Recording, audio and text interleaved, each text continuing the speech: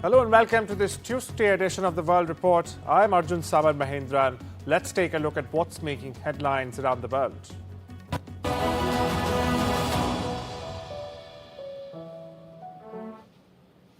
There's a major development in the 26/11 Mumbai terror attacks case. The US Supreme Court has rejected Tahawwur Rana's final plea against extradition to India. Now, Rana, a Canadian of Pakistani origin, was convicted in the US in 2011 for supporting Lashkar-e-Taiba, the terrorist outfit behind the dastardly Mumbai attacks that killed 166 people and left thousands others injured in 2008. Rana was linked to David Coleman Headley, one of the key conspirators who in fact surveyed Mumbai sites ahead of the strikes. Rana had filed an emergency appeal with the US Supreme Court, but it was denied.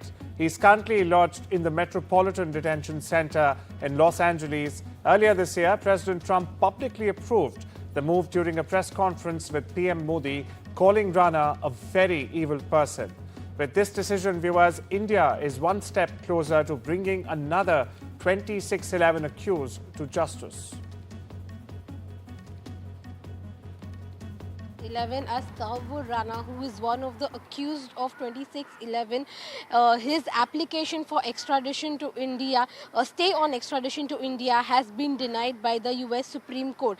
Where I'm standing right now is Taj, who has witnessed the 26/11 attack, because three major hotels in Mumbai, one Jewish company and also one hotel, have been witnessed the attack of 26/11. And now Tahawwur Rana, who is the mastermind of this attack, has the US Supreme Court has given a stay on his extradition to moving to India. This is a big win for India and a relief for the victims of 26/11, as Tahawwur Rana, who had supplied the materials to the Pakistani Lashkar-e-Taiba, who has been accused for this attack, but Pakistan has denied that they have made this attack. But yes, Tahawwur Rana has been in custody, is in Metropolitan, if you go to see, for 14 years, and now his stay has been denied for extradition in India by the US Supreme Court itself. In February in White House, when there was a press conference taken by Donald Trump and India's Prime Minister Narendra Modi, it was stated by Donald Trump that he is very happy that his administration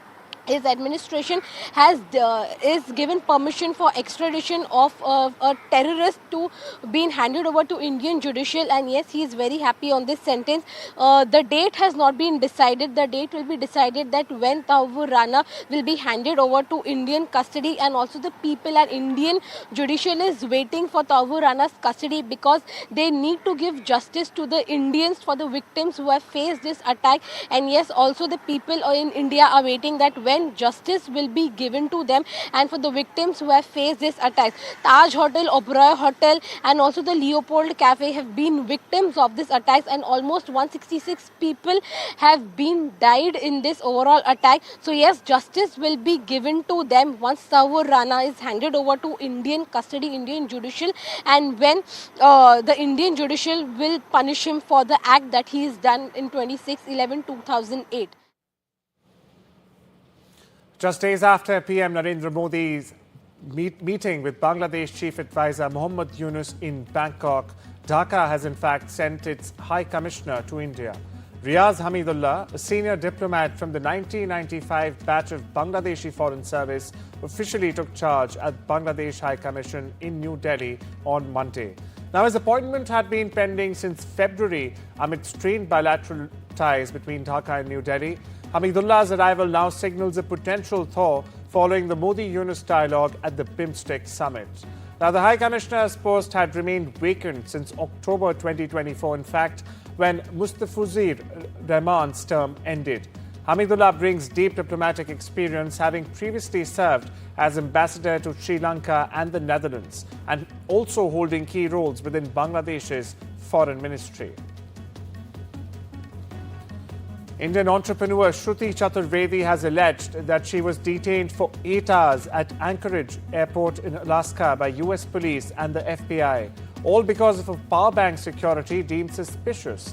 In a detailed post on social media platform X, Chaturvedi claimed a male officer physically searched her on camera.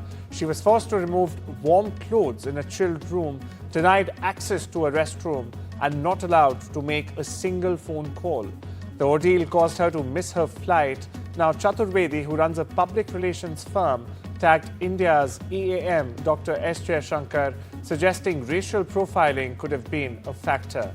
Now, she'd been in Alaska for a vacation and had shared pictures of the Northern Lights just days before the incident.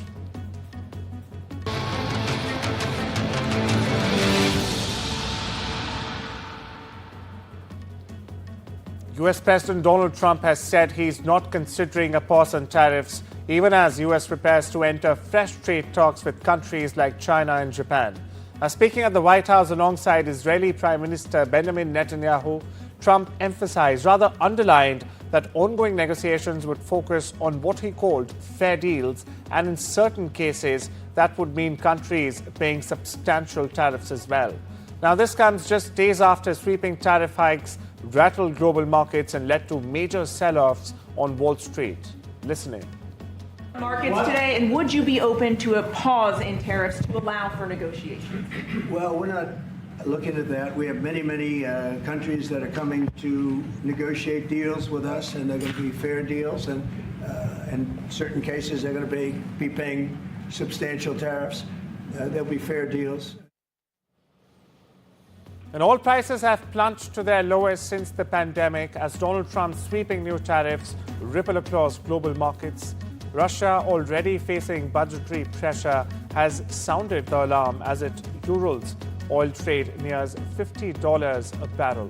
Meanwhile, Trump has dismissed recession concerns, claiming the U.S. economy is stable, and has in fact accused China and former American leaders of taking advantage of the country. Over $5 trillion have also been wiped out from global markets in just 72 hours, with investors fearing deeper losses ahead. The Crown Prince of Dubai, Sheikh Hamdan bin Mohammed Al Maktoum, begins his first official visit to India today. Over two days, the UAE Deputy PM and Defence Minister will meet PM Modi, who will host a working lunch in his honour. He's also scheduled to hold talks with External Affairs Minister Dr. Jaishankar and Defence Minister Rajnath Singh. Meanwhile, in Mumbai, the Crown Prince will lead a business roundtable with Indian and Emirati leaders. Now, the visit comes to strengthen the India-UAE comprehensive strategic partnership, deepen trade ties, and further connect the 4.3 million strong Indian diaspora in the UAE. In fact, it's important to underline here that the UAE also hosts India's largest overseas community, which is around 4.3 million strong. My colleague Shabana Sheikh joins us for the latest from Mumbai. Shabana, what's the latest you're picking up? And please walk our viewers through the itinerary of the UAE's Deputy PM. So this is a very important meeting from expanding trade, energy collaboration and enhancing digital partnerships and cultural exchanges. The agenda is packed with opportunity. Now, leaders of both countries will actually explore new pathways for investment, especially under the framework of, like you rightly said, the Comprehensive Economic Partnership Agreement.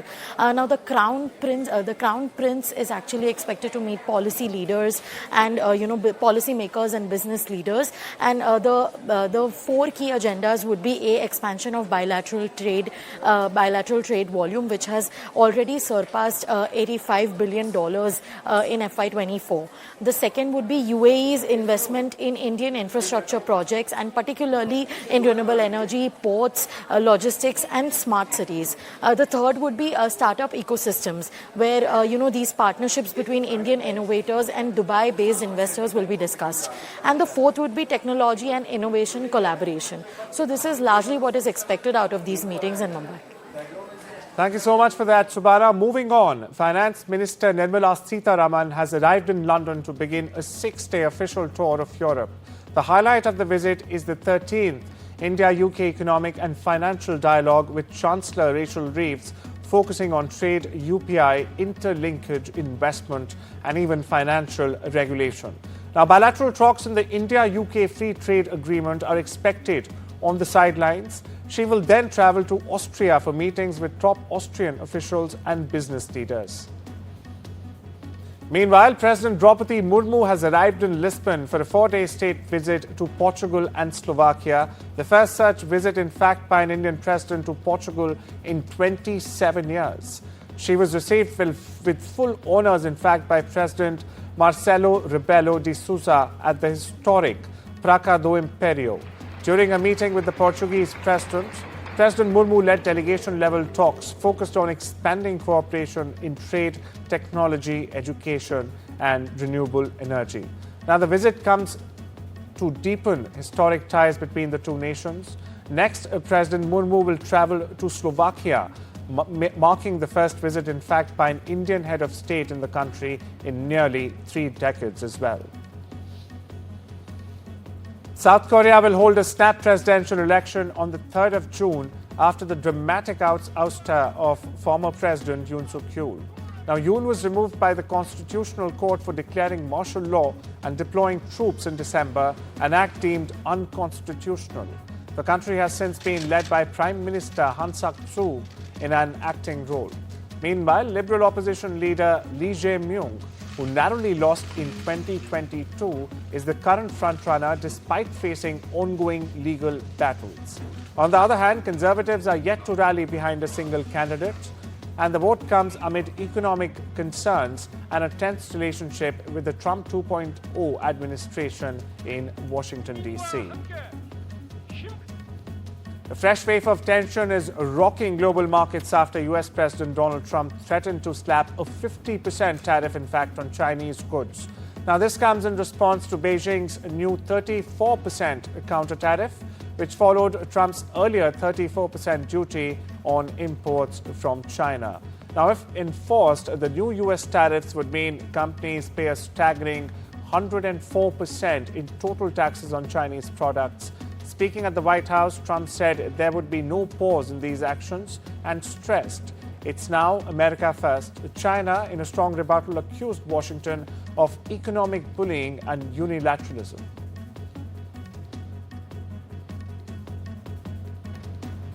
Staying with Trump, the US president defended the larger-than-expected tariffs on all imports to reporters in the Oval Office at the top of a bilateral meeting with Israeli Prime Minister Benjamin Netanyahu, who made his second trip, in fact, to the White House since Trump was inaugurated this January. Listen in. We will eliminate the trade deficit with the United States. We intend to do it very quickly. We think it's the right thing to do. And we're going to also eliminate trade barriers, a variety of trade barriers that have been put up unnecessarily. And I think Israel can serve as a model for many countries who ought to do the same. I recognize the position of the United States. It says, we're allowing other countries to put tariffs on us, but we don't put tariffs on them. And, I'm a free trade champion, and free trade has to be fair trade. And President Donald Trump has revealed that the US and Iran are now, in fact, in direct contact over a possible nuclear deal. Speaking alongside Israeli Prime Minister Benjamin Netanyahu again, Trump said that the talks will happen Saturday and has warned that failure to reach an agreement would mean a very bad day for Iran. Now, this marks a significant shift as the two nations haven't had formal diplomatic ties since 1980. It's almost 45 years there. But Iran almost immediately contradicted the president, insisting the talks due to take place in Oman on Saturday would be conducted through an intermediary, in fact. Tensions remain high as Iran's enriched uranium stockpile continues to grow, sparking concerns globally. Now, Netanyahu, meanwhile, has said that both US and Israel agree Iran must never acquire nuclear weapons, and that diplomacy, if done right, would be, in fact, a welcome solution. Listen in. We're having direct talks with Iran, and they've started. It'll go on Saturday. We have a very big meeting, and we'll see what can happen. And I think everybody agrees that doing a deal would be preferable to doing the obvious. And the obvious is not something that I want to be involved with, or frankly, that Israel wants to be involved with if they can avoid it. So we're going to see if we can avoid it. But it's getting to be very dangerous territory. And hopefully those talks will be successful. And I think it would be in Iran's best interest if they are successful. And with that, it's time we slip into a short break. See you on the other side.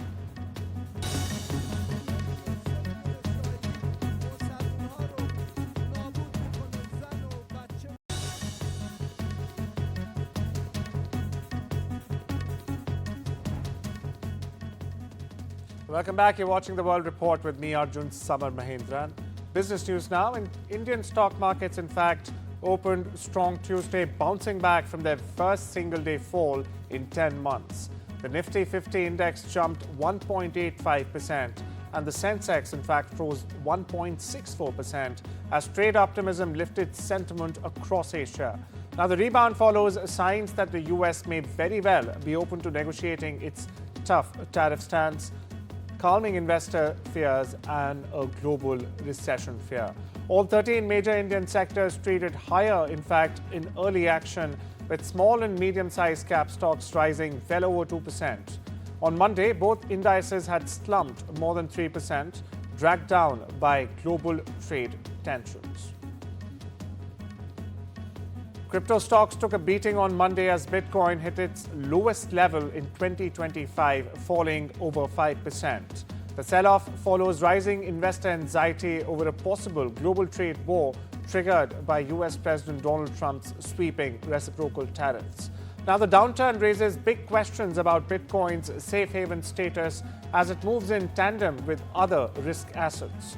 Billionaire investor Bill Ackman has warned of an economic nuclear winter if tensions escalate further. US Senator Mark Warner has said that President Donald Trump's extension of TikTok's divestment deadline may violate US law. ByteDance was ordered to sell its US operations by January under a 2024 law, but Trump extended the deadline by 75 days. Now, Warner has said that the proposed deal still gives ByteDance influence over the app's technology and development, failing to in fact meet legal standards by national security. The White House hasn't responded, but a deal is reportedly in the works to spin off TikTok's US unit into a company owned by American investors. Tech giant Samsung has reported a surprising first quarter profit of 6.6 trillion won, or about $4.5 billion, beating estimates. Now, analysts have said that looming US tariffs led customers to keep stockpile memory chips and smartphones, boosting the company's sales, though AI chip demand remains soft and the foundry division seems to be struggling. Overall results held steady. Samsung shares jumped 2.6% following the earnings preview. The company is still adjusting after the sudden death of its CEO and will release full results on the 30th of April. Chinese electric vehicle giant Build Your Dreams, or BYD, expects its first quarter profit to jump between 86% and 119% year-on-year. The company, in fact, didn't give detailed earnings, but cited strong sales and steady production. BYD has been expanding rapidly, both domestically and, in fact, in Europe, positioning itself as the global EV leader. More details are expected in its full report later this month. Number 9, Andrei Rublev has roped in former Grand Slam winner Marat Safin as his new coach ahead of the clay court season. Now, Rublev has struggled with emotional outbursts in recent matches, and the Russian hopes Safin, who faced similar challenges during his career, can help him stay focused. The partnership begins with this week's Monte Carlo Masters. The sex abuse trial of former Dances with Wolves actor Nathan Chasing Horse has been postponed again. A Nevada judge pushed the trial start to the 4th of August, giving his lawyer more time to prepare. Now, Chasing Horse faces 21 felony charges, including sexual assault of minors, kidnapping, and even child pornography. He's accused of abusing indigenous women and girls for years while posing as a spiritual healer. Prosecutors, meanwhile, have said that he even filmed himself with underage victims. His case has seen repeated delays since his 2023 arrest and continues to draw national attention. Meanwhile, in the world of entertainment, in fact, it's a big year for the Jonas Brothers. They're marking 20 years as a band. Now, Nick Jonas has said that the celebration kicks off with their Living the Dream World Tour starting on the 10th of August at the MetLife Stadium. Now, that's over 60 shows planned across the US before they take the stage globally. But that's not all. A brand new album just drops in just 2 days before the tour on the 8th of August, to be precise. Now, Nick describes the year ahead as busy and exciting, both for the band and for the brothers individually. Listen in. It's a very exciting year ahead. We're celebrating 20 years as a band by playing the Jonas 20 Living the Dream Tour, which we kick off at MetLife Stadium on August 10th. So it's, 60-something shows, I think, in the U.S., and then we have plans to go all around the world. And we announced a new album as well coming out August 8th. So it's a busy and exciting year for us as individuals, but also with the band. 3 genetically engineered wolves designed to resemble the extinct dire wolves are in fact now alive and well in a secure US location. This is according to Colossal Biosciences. The pups have long white hair, as you can see on your screens, powerful jaws, and already weigh around 80 pounds each. At full size, they could reach 140 pounds. But experts caution while they may look like dire wolves, they aren't true revivals of the extinct species. Scientists use clustered, regularly interspaced, short palindromic repeats tech to edit grey wolf DNA at 20 points, creating a close virtual match based on ancient dire wolf fossils. It's a part of Colossal's broader efforts to recreate exact extinct species, including woolly mammoths and dodos. Still, scientists say it's unlikely that these pups will behave like real dire wolves, since behavior can't be engineered. Well, it's a wrap on this edition of the World Report. Take care and have a wonderful day.